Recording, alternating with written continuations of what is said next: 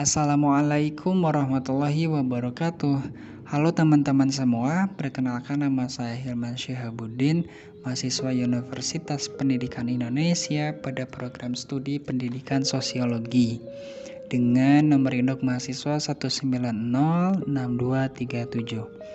Pada video kali ini saya akan berbagi kepada teman-teman semua berkenaan dengan apa sih rekrutmen politik.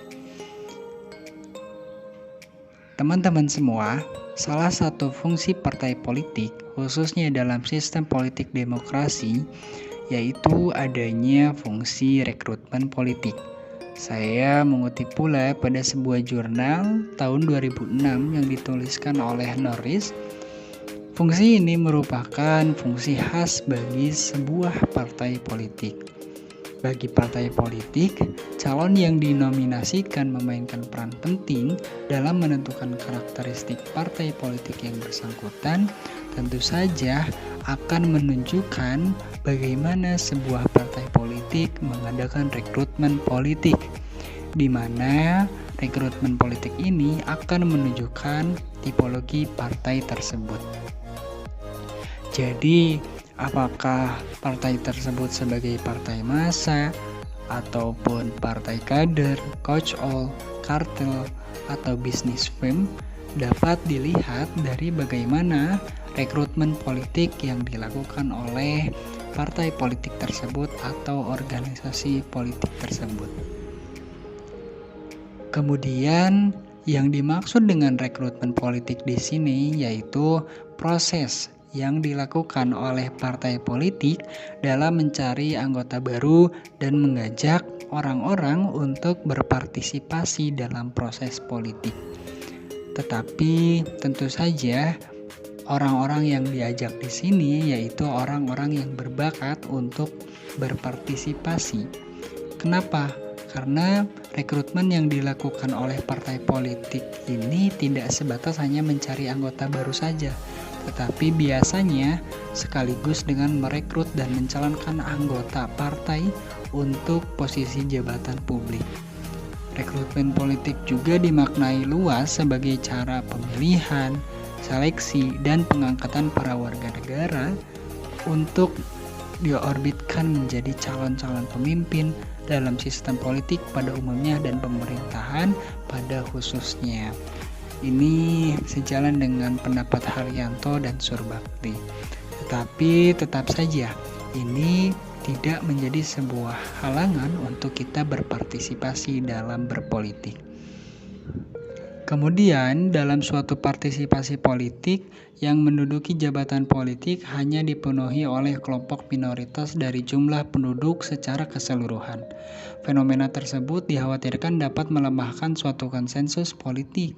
Oleh karena itu, diperlukan suatu sistem pengawasan internal untuk menambah, menggantikan, dan tempat mekanisme pengawasan eksternal. Sistem ini tadi disebut dengan sistem pengrekrutan politik. Dan ini memiliki beragam cara, namun terdapat dua cara khusus dalam pelaksanaannya, yaitu melalui seleksi pemilihan ujian dan melalui latihan. Siapa yang direkrut dan mengapa direkrut? Para pemegang jabatan politik biasanya diambil dari kelompok sosial khusus dalam suatu masyarakat. Menurut Michael, dalam hukum oligarkinya, ia mengungkapkan bahwa mereka yang mempunyai kekuasaan selalu merupakan bagian dari minoritas kecil yang terorganisasi dengan baik sehingga mereka dapat mengendalikan mayoritas yang pasif. Hal ini dikarenakan mereka mempunyai karakteristik yang dihargai oleh masyarakat. Kemudian bagaimana karakteristik pengrekrutan politik? Sistem pengrekrutan politik bisa berbeda tergantung pada negara tempat pelaksanaan politik tersebut. Pengrekrutan pun dapat dilakukan oleh negara ataupun badan pengrekrutan khusus. Badan-badan pengrekrutan biasanya menetapkan beragam kriteria dalam memilih seorang pejabat politik.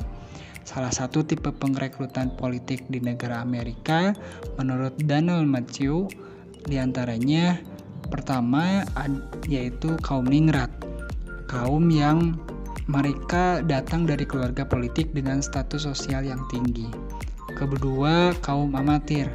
yaitu mereka yang berasal dari status sosial dengan harta yang cukup kaya. Ketiga, kaum profesional, yaitu yang telah menempuh beragam jabatan politik. Dan keempat, kaum agitator, yaitu berasal dari status sosial rendah dan memperoleh jabatan dari usaha sendiri. Nah, dari sini kita bisa menyimpulkan bahwa sebuah rekrutmen politik ini penting dilakukan dalam keberlangsungan dan kestabilan sebuah politik. Tapi tentu saja ada beberapa kriteria khusus yang tentunya ini menjadi sebuah prasyarat supaya perpolitikan berjalan dengan kondusif. Itu saja dari saya. Mohon maaf apabila terdapat kesalahan. Assalamualaikum warahmatullahi